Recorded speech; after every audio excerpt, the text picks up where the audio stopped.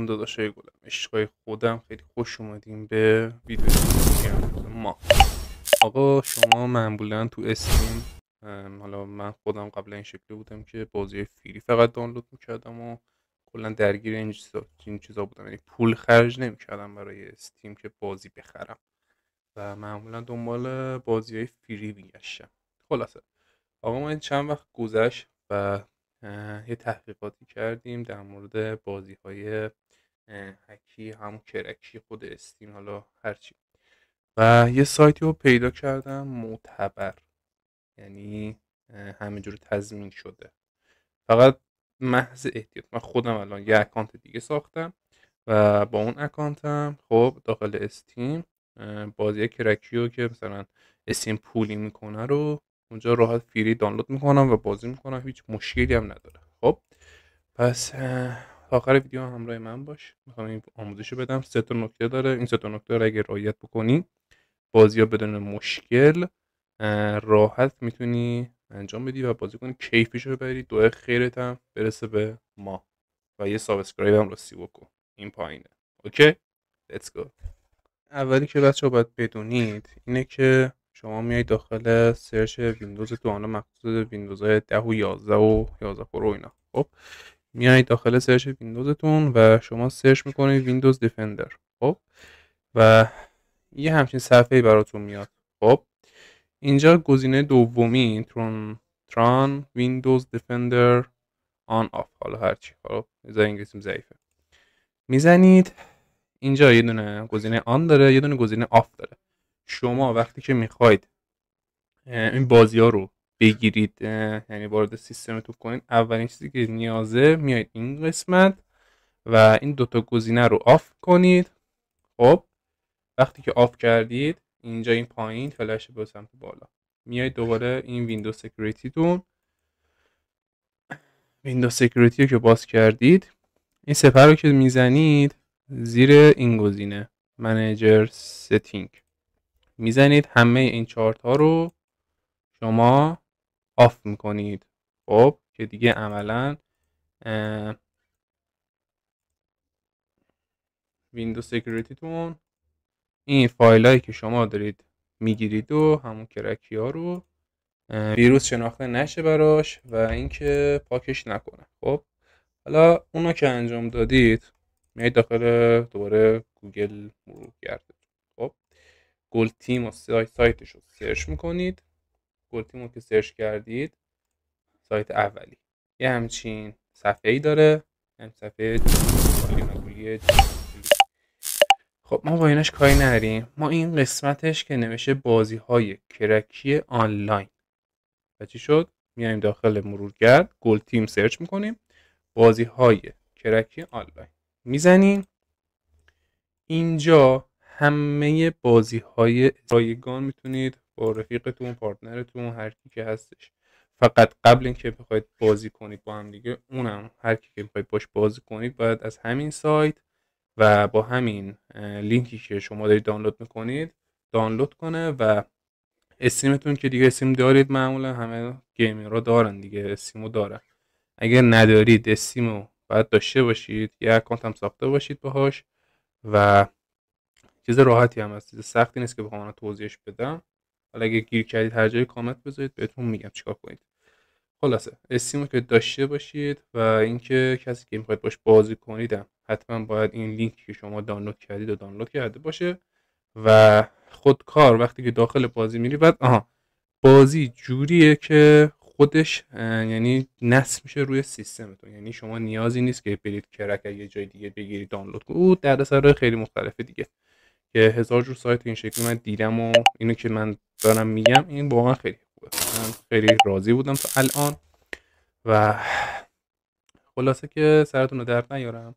شما با پارتنرتون، رفیقتون، هر کی خواستید بازی کنید، این لینکی که شما دانلود کردید رو دانلود کنه حتما و خود بازی که برید، خب میخواین اینوایت بدید به فرنداتون، اونجا قسمتی که وارد استیم میشه فرندا رو میاره، کسی که داره این بازی با این لینک میاره همونجا، یعنی چیز آسونیه. همه بازیاش هم همین شکلیه، کرکی های آنلاینش. خب و دیگه چیزی نمون. آها، یه نکته خیلی مهم این که یادم نره بهتون بگم، شما وقتی که این بازی ها رو نصب کردید حتما یادتون باشه باید اعتماد سازی کنید برای سیستمتون. حالا اعتماد سازی چیه؟ خیلی راحته، اصلا گیج نشید بچه ها. الان اینجا بهتون یاد میدم چیه. خب شما وارد دوباره ویندوز سیکیوریتیتون میشید. شما همین سفر رو بزن. خب یه خورده بیا پایین، این قسمت اولین ویروسیه. خب اینو میزنی، دوباره میای پایین، خیلی راحت و ایزی. خب میای پایین، این قسمت ادو که زدید اینجا، این قسمت شما باید اد کنید اون فایلی که میخواید برای ویندوزتون خب اعتماد سازی بشه و بگه که آقا این فایل نظر من ایمنه و نیازی نیست که شما داخلش سرک بکشی. خب اینجوری بهتون بگم. حالا فایل، فولدر، نمیدونم هر چیزی که هستش، ما معمولا با فولدر کار داریم. خب اینجا اینا، این که من اعتماد سازی کردم، من این ست ها رو فکر کنم اعتماد سازی کرده بودم. بذار ببینم. آره یه نیو فولدر 3 و 4 رو، اونم که یه چیز دیگه است. خب اوکی، من الان تا 4 رو اعتماد سازی کردم. الان میخوام 5 و 6 و 7 و 8 رو اعتماد سازی کنم که سیستمم اینو ویروس شناخته، ویروس تشخیص نده. خب الان 5 رو من میخوام اعتماد سازی کنم. همینجا اضافه شد. به همین راحتی چی شد؟ ما ادو میزنیم، فولدر رو میزنیم و 6 راحت، یعنی اصلا هیچ سختی نداره. شما اینجا میتونید فایلی که هر جا هستش که استخراج کردید و اون فایلی که از سایت استخراج کرد، معمولا فایلایی که استخراج میکنید تو دانلودا میاد. خب و وقتی که استخراجش میکنید یه پوشه همچین شکلی میشه. خب شما فقط کافیه خب قبل اینکه بخواید استخراج کنید این پوشه رو وارد درایو سی یا دی تون کنید. خب به همین راحتی. من وارد درایو دیم کرده بودم و الان دارم راحت اینا رو انتقال میدم به این ور که اعتماد سازی کامل رو بکنم و مشکلی برای بازیام پیش نیاد. خب و اینم از آخریش. خب این 8 از فولدرهای من اعتماد سازی شدن و اگه من بخوام اینو روشن کنم، هیچ اتفاقی برای بازیایی که من کرکیت دارم نمیفته. خب چون من این کار رو کردم که اعتماد سازی کنم و اتفاقی برای بازیام نیفته. میتونی هم نکنین اگه روشن نمی‌کنیم، میگم مثلا بستگی به خودتون داره سیستمتون چقدر براتون مهمه. خب من وظیفه‌م دونستم که بهتون بگم، آگاهتون کنم که آقا باید قبل اینکه این کارو بکنید اعتماد سازی بکنید و ویندوز اونو ویروس نبینه. خب یه چیز دیگه این سایت داره، خب فقط بازی‌های آنلاین نیستش. خب اینجا بازی کرکی هم داره، برو حالشو ببر. شما اینجا بهترین سایلنت هیل اف، خب ببخشید من میگم انگلیسیم خیلی ضعیفه، داره تا متال و نمیدونم کالاف و فلان و نمیدونم دلس و اسپایدرمن و هر چیزی که فکرشو کنید اینجا داره. خب کلی هم صفحه داره که برای تنوع بیشتر کاربراشه و اصلا نصب سختی نداره. فقط شما باید دانلود کنید. دانلود که کردید خب داخل منیج دانلوداتون میاد، اینجا میاد. خب و وقتی که اومد شما کافیه یک کلید راست بکنید و این قسمت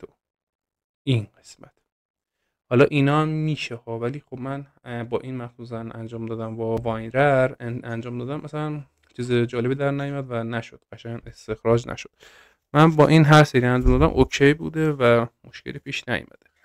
شما هم این کارو بکنید حتما و اگه خوشتون اومد حتما این ویدیو رو لایک کن، یه کامنت خوشگلم برای من بذار و اگه مشکلی چیزی بود کامنت کن برای من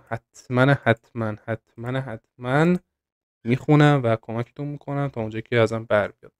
و این بود آموزش ما. لطفا قبل اینکه ویدیو به پایان برسه خواهش میکنم که اگه براتون مفید بود بنده رو سابسکرایب کنید و یه امیدی یه دلگرمی به من بدید که بتونم ادامه راهو خوب برم جلو. و جدا از این همه مشغله و فکری و درد سرهای جدا از گیم که داریم، این انقدر زرم اون مورچه رو در نظر بگیم کلشو، اونقدر من حالمو خوب میکنه، انقدر برام عزیزه و کاملا دلی و علاقه است همه چیش. و امیدوارم که هر کسی به آرزوی خودش برسه. ما که فعلا داریم میرسیم، امیدوارم تک تک شما که این ویدیو دارید میبینید به آرزوتون برسید. یا علی است اومده.